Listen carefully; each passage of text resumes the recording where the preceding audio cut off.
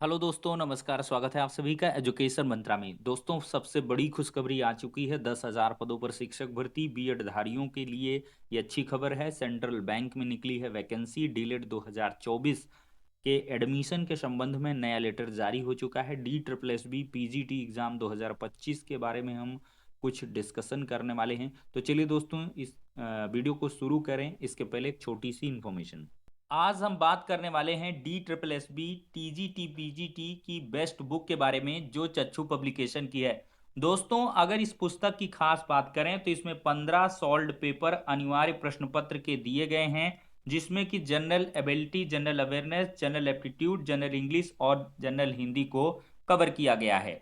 ये पुस्तक काफ़ी महत्वपूर्ण है और इस पुस्तक में प्रश्न पत्र के जो सॉल्व्ड पेपर के सॉल्यूशन हैं, उनका लास्ट में उत्तर सहित व्याख्या भी किया गया है। ये पुस्तकें आपको ऑनलाइन और ऑफलाइन दोनों मोड में अवेलेबल हैं। दोस्तों, ये पुस्तक अगर ऑनलाइन आपको परचेज करना है तो लिंक डिस्क्रिप्शन बॉक्स में दिया गया है। ऑफलाइन के लिए अपने किसी भी नज़दीकी बुक स्टॉल से कांटेक्ट कर सकते हैं। तो देर किस बात की है, चच्चू पब्लिकेशन की इस बेस्ट बुक के साथ प्रिपरेशन करें और सफलता पाएं। तो दोस्तों, देखा जाए तो 10,000 पदों पर शिक्षक भर्ती का रास्ता साफ हो चुका है और सबसे बड़ा फायदा हुआ है बीएड डिग्री धारियों का।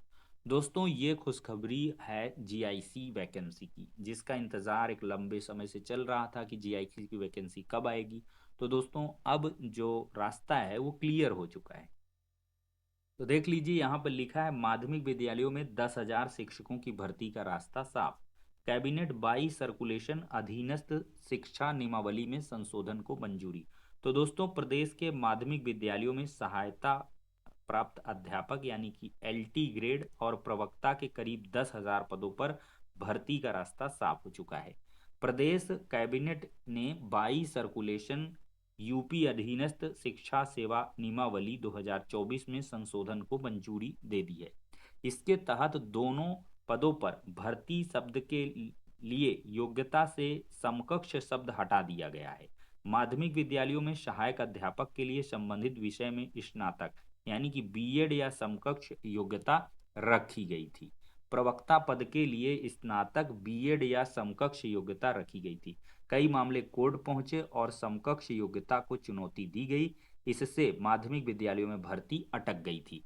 तो दोस्तों, लोक सेवा आयोग ने भी माध्यमिक शिक्षा विभाग यानी कि डीएसई से समकक्ष योग्यता को परिभाषित करने की मांग की थी। तो डीएसई ने उत्तर प्रदेश अधीनस्थ शिक्षा यानी कि प्रशिक्षित स्नातक श्रेणी सेवा छठवें संशोधन व उत्तर प्रदेश विशेष अधीनस्थ शैक्षणिक प्रवक्ता संवर्ग सेवा दूसरे संशोधन नियमावली 2024 को स्वीकृति का प्रस्ताव कैबिनेट में भेजा था। डीएसई के अपर मुख्य सचिव दीपक कुमार ने बताया कि प्रस्ताव पर कैबिनेट ने सहमति दे दी है। संशोधन के अनुसार योग्यता से समकक्ष शब्द हटाकर संबंधित विषय में स्नातक, परास्नातक व national council for teacher education यानी कि एनसीटीई द्वारा मान्यता प्राप्त संस्थान से बीएड डिग्री कर दिया गया है। अब विभाग इन पदों पर भर्ती के लिए लोक सेवा आयोग को संशोधित भर्ती का प्रस्ताव भेजेगा। तो दोस्तों, इससे बता रहे हैं कि लगभग 10,000 पदों पर शिक्षकों की भर्ती का जो रास्ता है वो साफ हो चुका है। लेकिन यहाँ पर अगर हम दैनिक जागरण की बात करें तो राजकीय माध्यमिक विद्यालयों में साफ साफ लिखा है 3,777 पदों पर भर्ती का रास्ता साफ हुआ है। समकक्ष अर्हता शब्द हटा, कैबिनेट ने संशोधन को दी मंजूरी।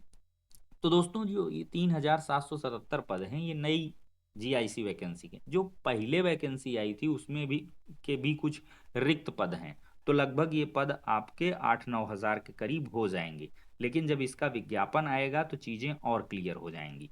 तो दोस्तों, यहाँ पे भी लिखा है उत्तर प्रदेश लोक सेवा आयोग राजकीय माध्यमिक विद्यालयों में 436 प्रवक्ता, 3,341 सहायक अध्यापकों की भर्ती प्रक्रिया अब शुरू करेगा। उत्तर प्रदेश अधीनस्थ शिक्षा एलटी ग्रेड सेवा के, देखिए ये बाकी वही चीज है। एलटी ग्रेड शिक्षकों के लिए स्नातक, मतलब ये सब चीजें समकक्ष को हटा दिया गया है। अब संबंधित विषय में स्नातक आपका होना चाहिए, बीएड डिग्री आपके पास होनी चाहिए, तो आपका सिलेक्शन हो जाएगा। आप मतलब फॉर्म भर पाएंगे। उदाहरण के तौर पर अगर अंग्रेजी शिक्षक के शिक्षक की भर्ती होनी है तो अभी तक अंग्रेजी साहित्य के साथ अंग्रेजी भाषा में स्नातक व स्नातकोत्तर उत्तीर्ण छात्रों को अपने विश्वविद्यालय से प्रमाण पत्र लाना पड़ता था कि ये समकक्ष कोर्स हैं, और इस जिसके कारण न्यायालय में वाद दायर हो रहे थे। स्नातक, स्नातकोत्तर व बीएड के समकक्ष कोर्स निर्धारण के लिए उच्च शिक्षा विभाग सक्षम विभाग है।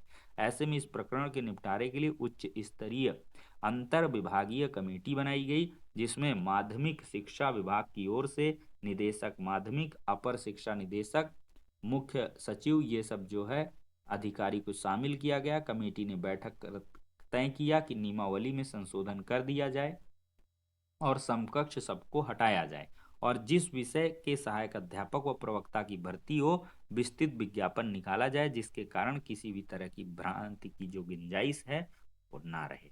तो कुल मिला के अब काम जो है क्लियर हो चुका है। इन शॉर्ट देखा जाए तो आपको जीआईसी वैकेंसी की तैयारी धूम धड़ाके से शुरू कर देनी चाहिए। जिनका ग्रेजुएशन में सब्जेक्ट है और बीएड है, आराम से लग जाएं। अब वैकेंसी का जो विज्ञापन है वो बहुत जल्द आ जाएगा। जैसे ही महाकुंभ खत्म होगा आपका विज्ञापन आपके सामने होगा। और इसी बीच आप लोग क्या करिएगा कि ओटीआर यानी कि वन टाइम रजिस्ट्रेशन कर लें। भीड़ भाड़ से दूर रहने के लिए ओटीआर पहले से कर लें। मतलब जीआईसी का विज्ञापन आए इसके पहले आपका ओटीआर होना चाहिए। तो उत्तर प्रदेश लोक सेवा आयोग की ऑफिशियल वेबसाइट पर आप ओटीआर वन टाइम रजिस्ट्रेशन अनिवार्य रूप से कर लें।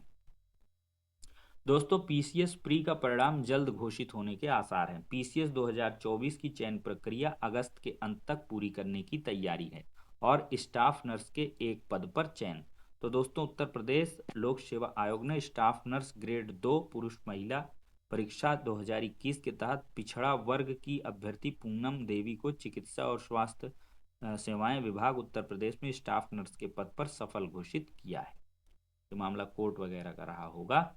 तो अगस्त के अंत या सितंबर की शुरुआत में पीसीएस के 2020 पदों पर चयन प्रक्रिया पूरी करने की तैयारी है। तो पीसीएस 2024 का परिणाम बहुत जल्द इसी माह अंत या फरवरी की शुरुआत में आ सकता है। ये एक बड़ी बात है। दोस्तों, बाकी सेंट्रल बैंक ऑफ इंडिया में निकली है भर्ती 266 पदों पर। आवेदन की अंतिम तारीख 9 फरवरी 2025 है। आयु सीमा न्यूनतम आयु 21 है, अधिकतम आयु 32 साल है। Central bank of India .co.in ये ऑफिशियल वेबसाइट है। यहाँ पर जाकर आप लोग आवेदन कर सकते हैं। बाकी दोस्तों, डीएलएड 2024 के लिए जो सीटें बच गई हैं उसके लिए संशोधित जो समय सारणी है वो जारी हो चुकी है। 23/12/2024 के क्रम में फेज 1 की प्रक्रिया समाप्त होने के उपरांत 23/12/24 के अनुपालन में रिक्त सीटों के सापेक्ष प्रवेश प्रक्रिया के फेज 2 में अभ्यर्थियों से प्रशिक्षण संस्थान के आवंटन हेतु संस्थान का विकल्प updled.gov.in के माध्यम से भरे जाने हेतु निम्नवत समय सारणी है। तो दोस्तों, स्टेग रैंक 1 से 3,25,769 तक प्रशिक्षण संस्थान का विकल्प भरने के लिए 5,000 रुपये शुल्क का ऑनलाइन भुगतान करने की अंतिम तिथि 8 फरवरी 2025 तक है। और संस्थान का विकल्प भरने की तिथि स्टेट रैंक दी गई है, संस्था आवंटन प्रकाशन की तिथि और आवंटित संस्था में अभिलेखीकरण जांच प्रक्रिया पूर्ण करने की तिथि 3 फरवरी से 17 फरवरी 5 बजे तक है। बाकी ये स्टेट रैंक है 31 जनवरी, 6 फरवरी, 11 फरवरी ये डेट यहाँ पर निर्धारित की गई हैं। प्रशिक्षण आपका 19 फरवरी 2025 से प्रारंभ हो जाएगा। तो एक बड़ी खबर है, जो लोग डीएलएड में एडमिशन लेना चाहते हैं ओपन सीट में वो लोग ले सकते हैं। तो फिलहाल के लिए दोस्तों इस वीडियो में इतना ही, नेक्स्ट में मिलते हैं।